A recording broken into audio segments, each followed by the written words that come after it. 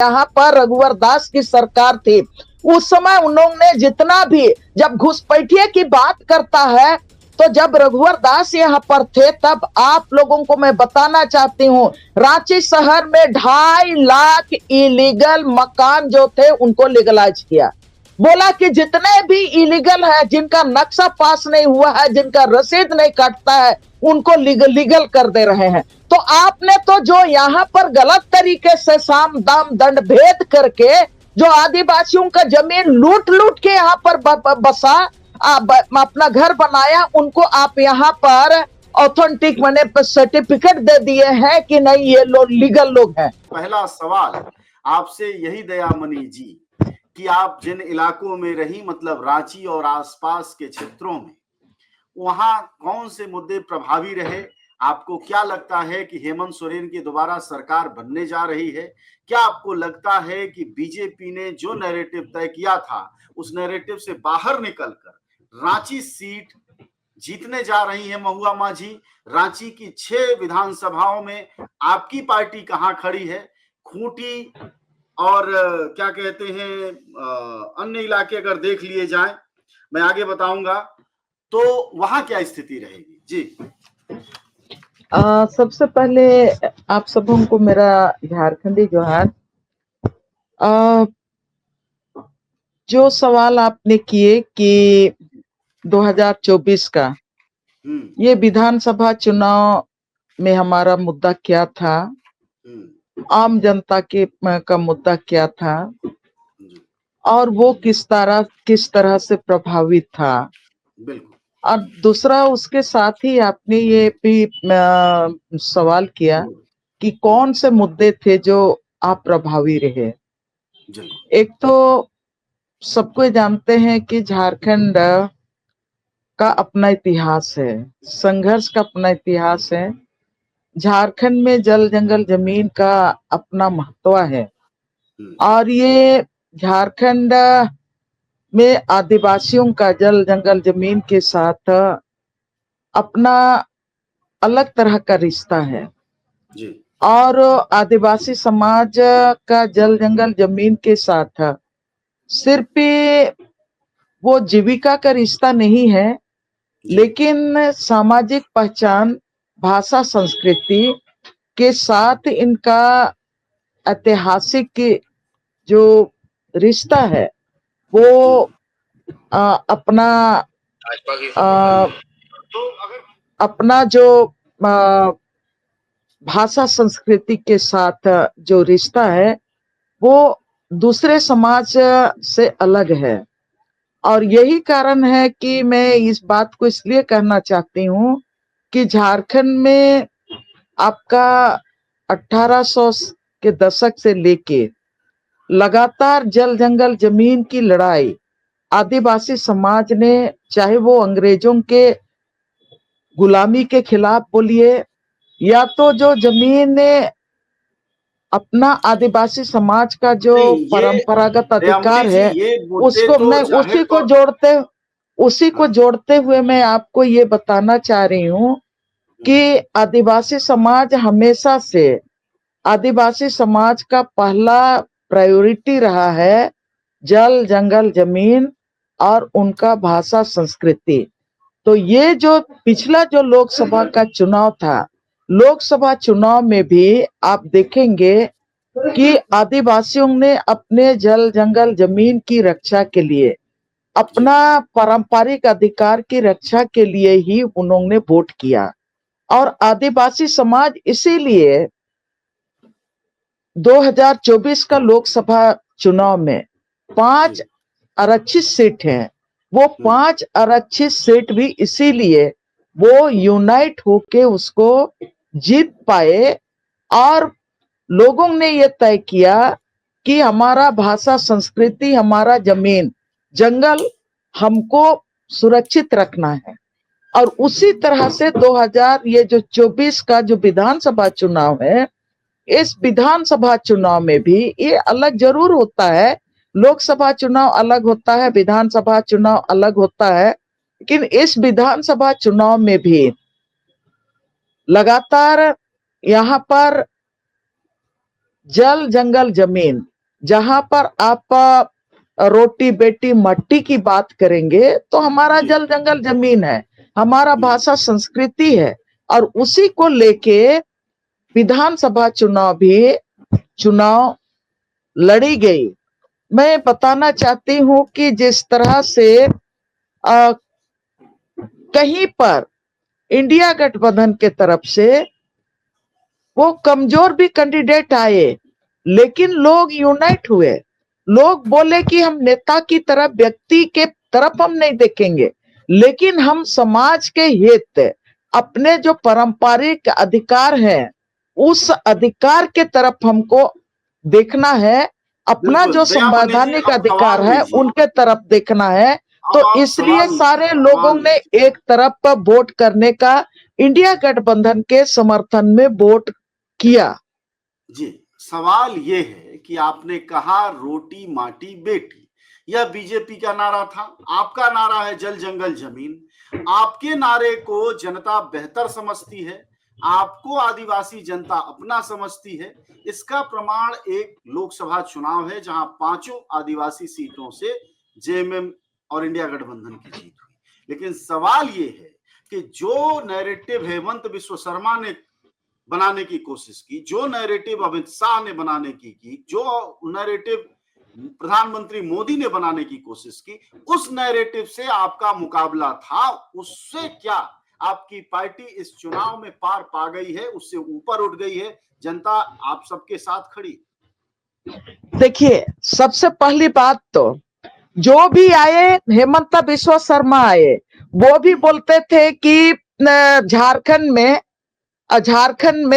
आपका संथाल परगना में घुसपैठिए घुस के आए हैं, साहेबगंज में घुसपैठिए हैं, जामताड़ा में घुसपैठिए हैं, और वो आदिवासियों का हक छीन रहे हैं, और उसके चलते डेमोग्राफी बर्बाद हो रहा है, आदिवासी भूमिहीन हो रहे हैं।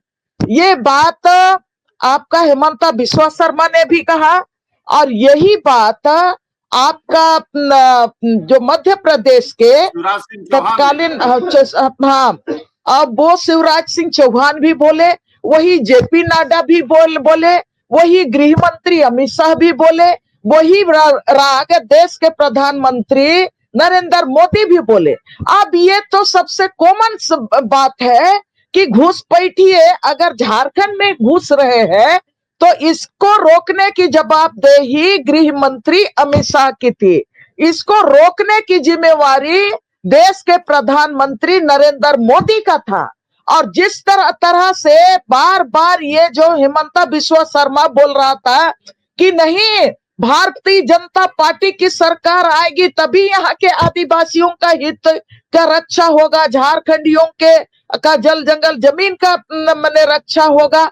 बार बार हम लोग हेमंत बिश्व शर्मा का हकीकत कौन नहीं जानता है। भारतीय जनता पार्टी आज भी आपका असम में हेमंत बिश्व शर्मा के नेतृत्व में भारतीय जनता पार्टी राज कर रही है, जहां पर 1 करोड़ से ज्यादा आदिवासी जो झारखंड से गए हैं 100 साल पहले, वो आदिवासी वहां पर रह रहे हैं। कब से वो लोग आदिवासी लोग मांग कर रहे हैं कि हम आदिवासी हैं, हमको आदिवासी स्टेटस दीजिए, आप हमको सरकारी नौकरी दीजिए, आप हमको बेहतर शिक्षा दीजिए। हेमंत बिश्व शर्मा का रिकॉर्ड कौन नहीं जानता है कि आप असम के आदिवासियों को आदिवासी का स्टेटस नहीं दे सके, वहां के लोगों को कुपोषण से बाहर नहीं निकाल सके, वहां के लोगों को सरकारी नौकरी नहीं दे सके, आप वहां के लोगों को जमीन पर उनका हक नहीं दिला सके, तो बिश्व शर्मा का बात कौन सुनेगा। और जिस तरह से शिवराज सिंह चौहान मध्य प्रदेश में तो आदिवासी युवा पर पेशाब करवाया, अपने लोगों से पेशाब करवाया, और वही शिवराज सिंह चौहान झारखंड में आके आदिवासी हित की बात करता है, पूरा वर्ल्ड देख रहा है। तो वो जो यहाँ पर भोपू बन के आए और यहाँ पर वो जो जुमला फेंकने का काम किया, उनका जुमला में हम लोग कैसे आएंगे। हमारा अपना अस्तित्व है, अपना पहचान है, हम लोग हर किसी को पहचानते हैं। यहाँ पर आप लोग सबको जानते हैं कि आप अगर यहाँ पर घुसपैठिए की बात करते हैं तो केंद्र सरकार उसमें फेलियर है, तब ना आप यहाँ पर घुसपैठियों को घुसने दिए। उनको रोकने का तो काम आपको था, प्रधानमंत्री उनको रोकने का ये काम था, लेकिन आपने अपना कमजोरी को आप पूरे वर्ल्ड में आप डंका पीट रहे हैं कि हाँ फलाना जगह घुसपैठिए घुस रहे हैं, तो आप क्या कर रहे हैं? तो आपने जो सवाल किया उनका जुमला हमारे सामने कैसे काम करेगा? हम लोग तो जानते हैं कि सीएनटी एक्ट हमारा है, एसपीटी एक्ट हमारा है, और भारतीय जनता पार्टी जिस तरह से 2014 से 2019 में हम लोगों का सीएनटी एक्ट को वायलेशन करने का काम किया, 5वीं अनुसूची को वायलेशन करने का काम किया, और रघुवर दास को उन्होंने लैंड बैंक बनवाया, और उस लैंड बैंक के तहत में तमाम घुसपैठियों के बाहर के जमीन के लुटेरों को हमारे गांव के भीतर में घुसाने का काम कर रहा है, हमारा ग्राम सभा के अधिकार को खत्म किया, तो वो कैसे असरदार रहेगा? हम लोग अपने को आपके दयामणि जी, लैंड बैंक तो आपके विकास के लिए मोदी की सरकार ने जमा किया है। आदिवासियों का विकास होगा लैंड बैंक से। आदिवासियों का विकास होगा लैंड बैंक से? किसने कहा? आदिवासियों का विकास के लिए ऑलरेडी हम लोगों ने कहीं नहीं रोका स्कूल बनाने के लिए जमीन देने से, हम लोगों ने कहीं नहीं रोका आपको कॉलेज बनाने के लिए, अस्पताल बनाने के लिए। आपको यहाँ पर हम लोग तो बोल रहे हैं छोटे छोटे आप कुटीर उद्योग भी बनाइए, जहां से विकास का एक नया मॉडल शुरू होगा, जहां पर एग्रीकल्चर डेवलपमेंट होगा। हम लोग बोल रहे हैं जमीन आपके पास है, हम लोग कितना जमीन दिए तब ना एचईसी बना, रोड तब ना बना, तब ना यहाँ पर बहुत सारे डैम वगैरह भी बने। हम लोग जहां पर चाहे अगर नहीं चाहे, लेकिन आपने कारखाना भी बनाया, आपने डैम भी बनाया, आपने रेल लाइन के लिए जमीन भी लिया, सब कुछ तो आपको दिया, लेकिन आदिवासियों को सिर्फ और सिर्फ आप नंगा करने का काम किया। आपने आदिवासियों का विकास नहीं किया। आज की तारीख में आप बताइए एचईसी में कितने आपने आदिवासियों को मैनेजर बनाए, कितने को डायरेक्टर बनाए, कितने को टाटा कंपनी के लिए हम लोगों ने जमीन दिया, कितने वहां पर आदिवासी आज की तारीख में डायरेक्टर के पद में बैठे हुए हैं, वो बता दीजिए। आप कहते हैं सारे जितने भी जमीन देने वाले आदिवासी, सिर्फ उनको आप रेजा बनाते हैं, कूली बनाते हैं, उनको आप बंधुआ मजदूरी बनाने का काम करते हैं। तो आप कह रहे हैं कि भूमि बैंक हमारे विकास के लिए बना, अडानी और अंबानी के लिए बना है। जितने भी जो बाहर से या तो बड़े बड़े पूंजीपति आएंगे, जो उनके नाते रिश्तेदार आएंगे, उनके लिए भूमि बैंक बना है, आदिवासियों के विकास के लिए भूमि बैंक नहीं बना है। जी, अब आते हैं इन मुद्दों का असर जाहिर तौर पर चुनाव में होगा, वोटिंग पर होगा। आप खुद रांची में होती हैं, आप स्टार प्रचारक भी हैं। महुआ माझी रांची से चुनाव लड़ रही हैं, वो 6 बार से बीजेपी जीत रही है। एक खूंटी विधानसभा है जहां पिछली बार आप खुद लड़ी थी, वहां 5 बार से नीलकंठ मुंडा जीत रहे हैं बीजेपी से। ये 2 सीटें इस बार क्या असर दिखाने वाली हैं, क्या फर्क पड़ने वाला है, क्या लग रहा है? कोई बदलाव होगा या दोनों सीटें बीजेपी के पास बनी रहेंगी और आप लोगों की कोशिश फिर नाकाम हो? एक तो मैं कहना चाहूंगी कि खूंटी सीट के लिए पहले मैं बात करना चाहूंगी कि खूंटी सीट को हम लोगों ने जिस तरह से मैंने अपील भी किया, आप लोगों में देखा सुना भी, हम लोग सारे लोग मिलके ये चाहते थे कि खूंटी में ऐसा कैंडिडेट दिया जाए जो संघर्ष करता हो, इसलिए कि वो संघर्ष की धरती है। लेकिन वहां से संघर्ष के से उपजे हुए या तो संघर्ष में जो दिन मतलब अपना जीवन देने वाले, निश्चित रूप से हमारे तरफ से जो गलतियां हुई है वो गलतियां हुई कि संघर्ष से सीट शेयरिंग में जो जिनको भी सीट मिला खूंटी में, लेकिन जो संघर्ष के जो प्रतिनिधि है, नेता है, उनको वहां से सीट नहीं मिला। फिर भी हम लोगों ने मेहनत करने की कोशिश की और हम लोगों ने कहा कि 25 साल से जो यहाँ पर भारतीय जनता पार्टी का जो खूंटा गड़ा हुआ है, नीलकंठ से गाड़ के रखे हैं, उसको हम लोग उखाड़ने का काम करेंगे। और हम लोगों ने सिर्फ व्यक्ति को नहीं देखा कि हमारा कौन माने प्रत्याशी है, लेकिन हम लोगों ने पूरी तरह से कोशिश तो किए हैं कि हम लोग वहां से नीलकंठ सिंह मुंडा को उखाड़ेंगे। जहां तक रांची सीट की बात है, रांची सीट के लिए मैं ये बात कहना चाहती हूँ, जो आप लोगों को भी समझ में आना चाहिए कि जब यहाँ पर रघुवर दास की सरकार थी, उस समय उन्होंने जितना भी, जब घुसपैठिए की बात करता है, तो जब रघुवर दास यहाँ पर थे तब आप लोगों को मैं बताना चाहती हूँ, रांची शहर में 2.5 लाख इलीगल मकान जो थे उनको लीगलाइज किया। बोला कि जितने भी इलीगल है, जिनका नक्शा पास नहीं हुआ है, जिनका रसीद नहीं काटता है, उनको लीगल कर दे रहे हैं। तो आपने तो जो यहाँ पर गलत तरीके से साम दाम दंड भेद करके जो आदिवासियों का जमीन लूट लूट के यहाँ पर बसा, अपना घर बनाया, उनको आप यहाँ पर ऑथेंटिक माने सर्टिफिकेट दे दिए हैं कि नहीं ये लोग लीगल लोग हैं। तो हम लोग उसी समय से बोल रहे थे कि ये अपना वोट बैंक तैयार कर रहे हैं, और आज की तारीख में 2011 से 2024 तक का ये आंकड़ा देखिएगा तो आपका 3.5 लाख यहाँ पर आबादी रांची शहर में बढ़ चुकी है। अब ये इतनी बड़ी जो संख्या है वो रांची शहर में बढ़ चुकी है। एक तरफ से यहाँ के बसिंदे हैं, आदिवासी है, मूलवासी है, दलित है, वो लोग यहाँ से जमीन लूट लूट के लोग विस्थापित कर दिए और यहाँ से लोगों को धक्का दे के बाहर निकाले। तो यहाँ पर जो आज की तारीख में जो वोटरों की संख्या है, निश्चित रूप से भारतीय जनता पार्टी ने आप उन लोगों को यहाँ पर जगह दे दिया है। तब ऐसे परिस्थिति में हम लोग निश्चित रूप से महुआ माझी के लिए गठबंधन के तरफ से, जहां आदिवासी हैं, जहां पर मूलवासी हैं और जहां पर अल्पसंख्यक हैं, पूरी तरह से एक मुश्त एक तरफ हम लोग वोट करने का आम जनता ने कोशिश की है।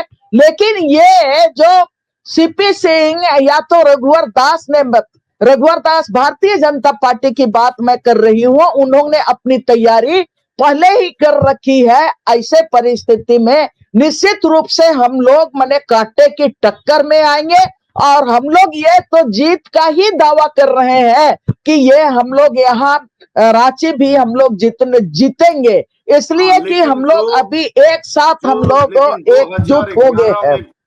घुसपैठ हुई रांची में 2011 में, जिन के बाद जब घुसपैठ हुई, आपका कहना है लोग आकर बसे और उसके बाद रघुवर दास की सरकार ने परमानेंट किया, तो अपना एक खास तरह का वोटर 2-2.5 लाख का कॉम्पैक्ट तैयार कर लिया। इसलिए महुआ माझी की सीट चुनौतीपूर्ण है।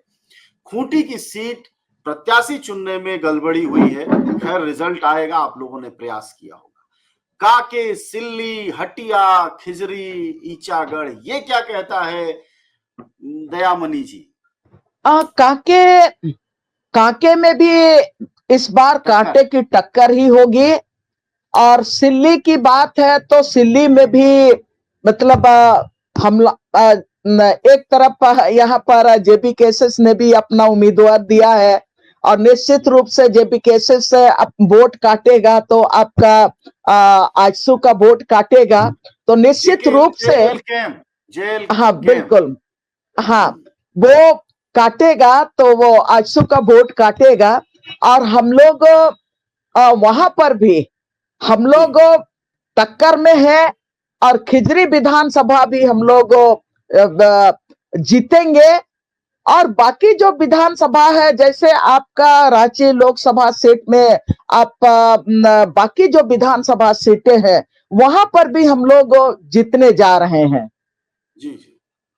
असलिए कि देखिए अभी सारे लोग आप लोग जान रहे हैं कि जिस तरह से हमारे इंडिया गठबंधन के राहुल गांधी भी जिस तरह से संविधान सम्मान समारोह यहाँ पर किए, और बार बार हम लोग जान रहे हैं कि संविधान खत्म करने वालों को मैंने हटाना है, संविधान खत्म करने वाले सीएटी एक्ट खत्म करने वालों को मतलब खदेड़ना है। और हेमंत और कल्पना सोरेन और राहुल गांधी सभी और यहाँ पर माले जितने भी हमारे जो इंडिया गठबंधन है सामाजिक संगठन के साथ मिलकर दिन रात लगे हुए हैं, तो निश्चित हमारी इंडिया गठबंधन की जीत होगी। हम लोग हेमंत सरकार को वापस ला रहे हैं।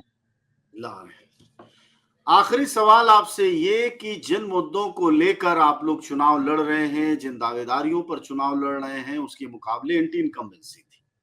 कल्पना सोरेन जैसी नेता का उभार होता है इस चुनाव में और ऐतिहासिक है, जो कि माना जा रहा है कि कम से कम झारखंड में ऐसी कोई नेता, बड़ी नेता महिला नहीं थी और जेएमएम की तरफ। अब सवाल ये है कि क्या जब सरकार बनती है तो उसमें महिला प्रतिनिधित्व का भी ध्यान रखा जाएगा? एक महिला नेता होने के नाते, एक आदिवासी आयरन लेडी होने के नाते आपसे ये सवाल है कि अगर सरकार बनती है तो क्या हेमंत सोरेन, इस बात का हेमंत मंत्रिमंडल ध्यान रखेगा कि जो भूमिका कल्पना सोरेन ने निभाई है उस भूमिका के अनुसार मंत्रिमंडल में न सिर्फ कल्पना सोरेन को जगह दी जाए बल्कि महिलाओं को भी जगह दी जाए?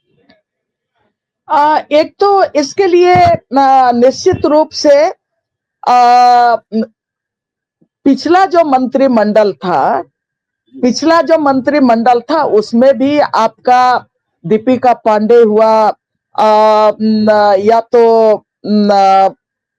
और एक या दो मंत्री जोबा मांझी थी, तो निश्चित रूप से जो महिलाओं का जो प्रतिनिधित्व रहेगा, महिलाओं का प्रतिनिधित्व को ख्याल रखा जाएगा, ये हम पूरी तरह से मानते हैं। असली कि हम लोगों ने हमेशा से संघर्ष के मैदान में महिला पुरुष समानता की बात करते ही रहते हैं और हम लोग फिजिकली भी दिखते हैं, मैदान में भी हम लोग रहते हैं। तो निश्चित रूप से जो भी मतलब मंत्रिमंडल बनेगा उसमें सामूहिक रूप से हमारी जो गठबंधन की जो सरकार बनने जाएगी उस समय महिला प्रतिनिधित्व को भी ध्यान में रखा जाएगा, ये हमको पूरा विश्वास है।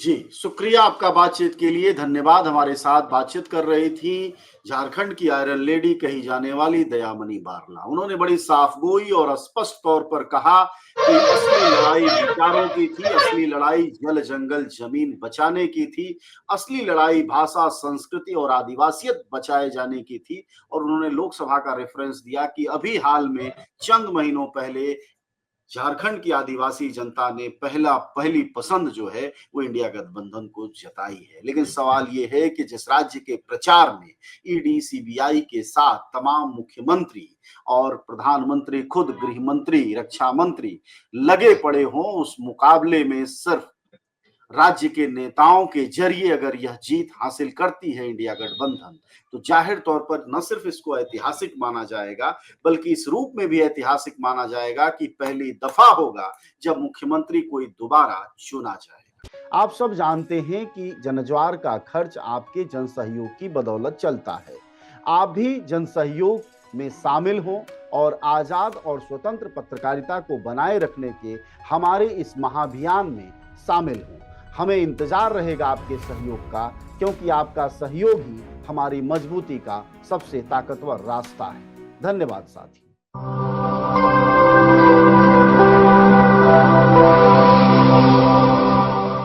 जनज्वार, जनता की मीडिया।